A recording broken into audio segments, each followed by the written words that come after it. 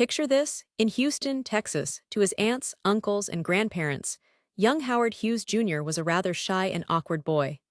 His mother, who had nearly died giving birth to him and consequently couldn't have other children, completely doted on her son.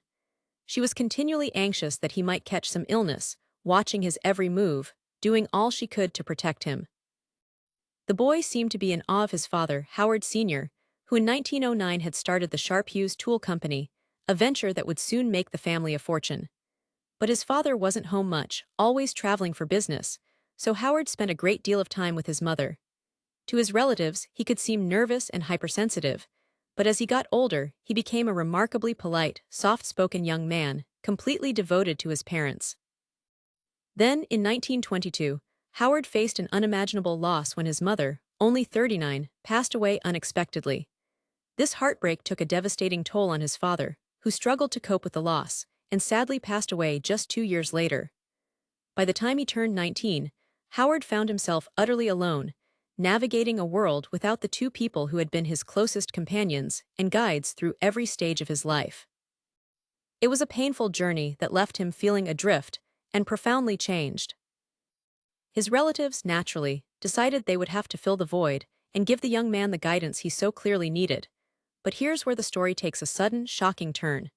In the months after the death of his father, they suddenly had to confront a Howard Hughes Jr. they had never seen before or even suspected.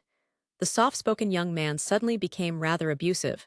The obedient boy was now the complete rebel. He wouldn't continue college as they advised. He wouldn't follow any of their recommendations. The more they insisted, the more belligerent he became. Inheriting the family wealth, young Howard embraced independence and set his sights on reaching his full potential. He sprang into action to acquire all the shares in the Sharp Hughes Tool Company owned by his relatives, determined to seize complete control of the lucrative business. With Texas law on his side, he petitioned the courts to declare him an adult, proving his competence to take on this significant role. Befriending a local judge, he successfully achieved the declaration he sought, empowering him to direct his own life and the company without interference. His relatives, taken aback by his transformation, soon distanced themselves, cutting off nearly all communication for the rest of their lives. What had sparked such a change in the sweet boy they once knew, turning him into a bold and rebellious young man? This was a mystery that would remain unanswered. Shortly after declaring his independence, Howard settled in Los Angeles, where he was determined to follow his two newest passions, filmmaking and piloting airplanes. He had the money to indulge himself in both of these interests, and in 1927, he decided to combine them, producing an epic, high-budget film about airmen during World War I, to be called Hell's Angels. He hired a director and a team of writers to come up with the script, but he had a falling out with the director and promptly fired him. He then hired another director, Luther Reed, a man who was also an aviation buff and could relate better to the project. But soon, Reed quit, tired of Hughes's constant interfering. His last words to Hughes were, "If you know so much, why don't you direct it yourself?" Hughes, incredibly, followed his advice and named himself the director. The budget quickly climbed as Hughes set out to achieve incredible realism. It was a long journey, with months and years passing by as he worked with countless crew members and stunt pilots. Tragically, 3 of them lost their lives in fiery accidents. After facing numerous challenges, he found himself letting go of nearly every head of department and taking the reins of the project himself. He paid close attention to every shot, angle, and storyboard to ensure everything looked perfect. When Hell's Angels finally premiered in 1930, it was a huge success. While the story may have been a bit messy, the thrilling flying and action sequences truly delighted the audience. This was the moment when the legend of Howard Hughes began. He became known as the adventurous young maverick who went against the norm to create a hit film. Although the production cost an eye-popping $3.8 million and ultimately lost about $2 million, people focused on the excitement rather than those numbers. Hughes stayed humble about the whole experience, sharing a valuable lesson he learned. Making Hell's Angels by myself was my biggest mistake. Trying to do the work of 12 men was just a bit foolish on my part. I learned the hard way that no one person can know everything. During the 1930s, the Hughes legend only seemed to grow as he piloted planes to several world records in speed, courting death on several occasions. Meanwhile, Hughes had spun off from his father's company, a new business venture called Hughes Aircraft, which he hoped to transform into the biggest manufacturer of airplanes in the world. At the time, this required procuring large military contracts for planes, and as the United States entered World War II, Hughes made a big play for such a contract. In 1942, various officials in the Defense Department, impressed by his aviation feats, the meticulous attention to detail he revealed in his interviews, and his tireless lobbying efforts, decided to award Hughes Aircraft an $18 million grant to produce 3 enormous transport planes, called the Hercules. These would be used to ferry soldiers and supplies to various fronts in the war. The planes were called flying boats and were to have wingspans longer than a football field and stand over 3 stories high at the hull. If the company did a good job on this, bringing the planes in on time and on budget, they would order many more, and Hughes could corner the market in transport planes. Less than a year later, there was more good news. Impressed with the beautiful and sleek design of his smaller D-2 plane, the Air Force put in an order for 100 photo reconnaissance planes for $43 million to be reconfigured along the lines of the D-2. But soon, word began to spread of trouble at Hughes Aircraft. The company had started as a sort of hobby for Hughes. He had placed various Hollywood friends and aviation buddies in high-level positions. As the company grew, so did the number of departments, but there was little communication among them. Everything had to flow through Hughes himself. He had to be consulted on the smallest decision. Frustrated by all of his interference in their work, several top-notch engineers had already quit. Hughes saw the problem and hired a general manager to help with the Hercules project and straighten the company out, but the general manager quit after 2 months. Hughes had promised him carte blanche in restructuring the company, but only several days into the job, he began vetoing his decisions and undermining his authority. By the late summer of 1943, $6 million of the $9 million set aside for the production of the first Hercules plane had already been spent, but the plane was nowhere near completion. Those in the Defense Department, who had endorsed Hughes for the job, began to panic. The photo reconnaissance order was a critical one for the war effort. Did the internal chaos and delays with the Hercules bode problems with the more important reconnaissance order? Had Hughes duped them with his charm and his publicity campaign? By early 1944, the order for the reconnaissance planes had fallen hopelessly behind schedule. The military now insisted he hire a new general manager to salvage something from the order. Fortunately, one of the best men for the job was available at the time, Charles Perrell, the boy wonder of aircraft production. Perrell, however, didn't want the job. He knew, like everyone in the business, of the chaos within Hughes Aircraft.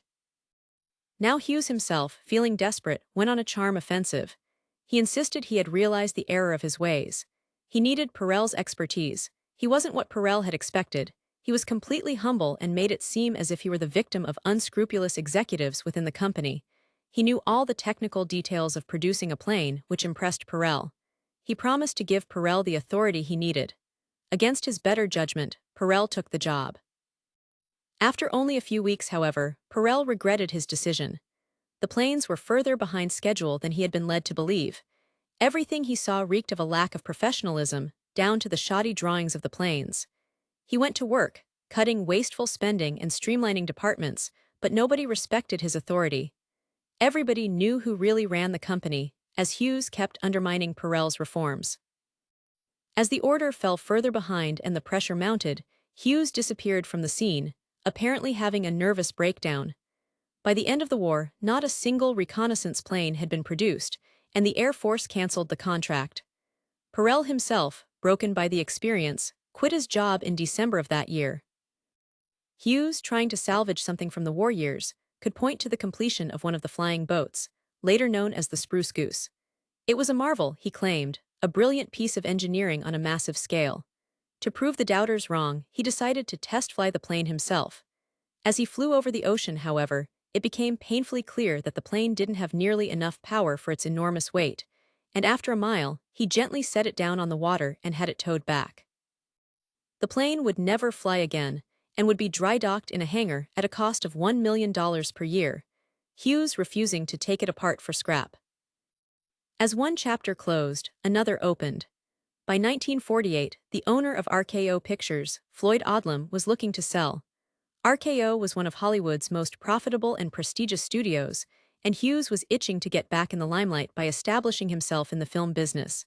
He bought Odlum's shares and gained a controlling interest. Within RKO, there was panic.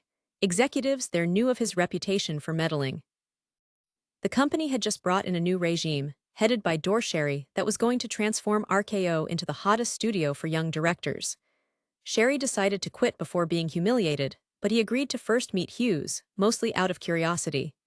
Hughes was all charm.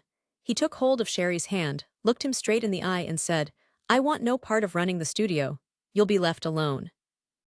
Sherry, surprised by his sincerity and agreement with Sherry's proposed transformation of the studio, relented, and for the first few weeks, all was as Hughes had promised. But then, the phone calls began. Hughes wanted Sherry to replace an actress on the latest film in production. Realizing his mistake, Sherry immediately resigned, taking with him many of his own staff.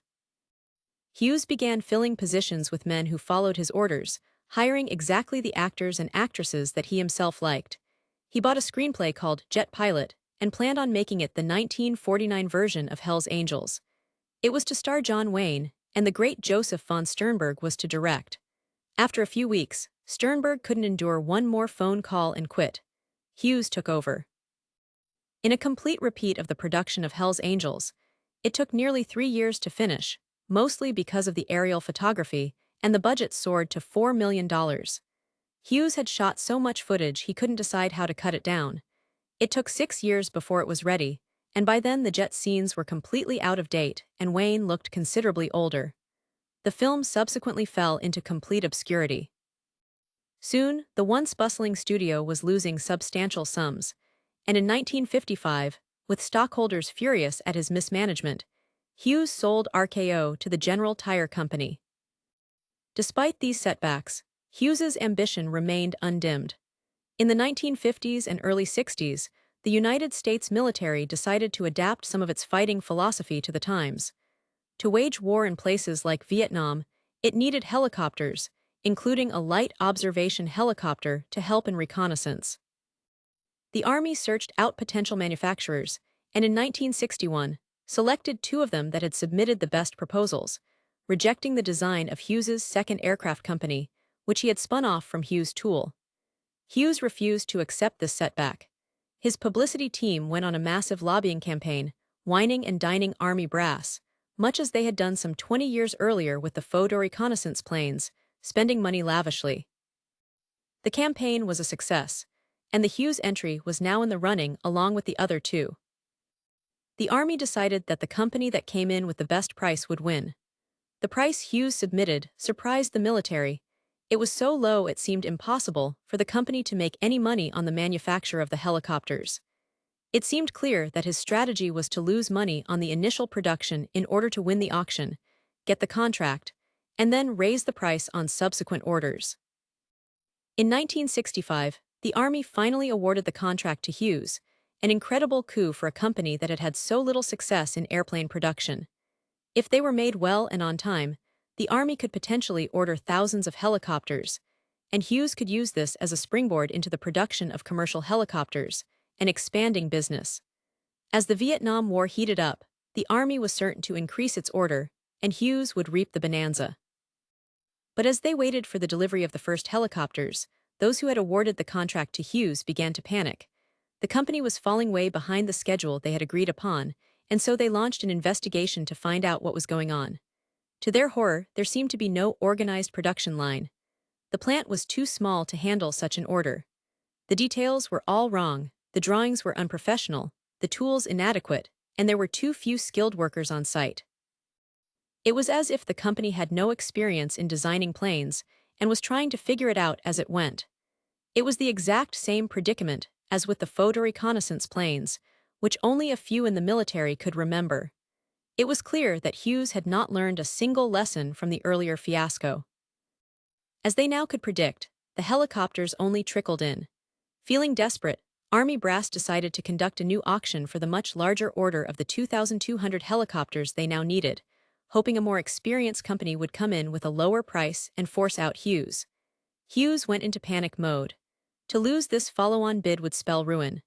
The company was counting on raising its price for this new order to recoup the enormous losses it had incurred with the initial production. That was the bet Hughes had placed.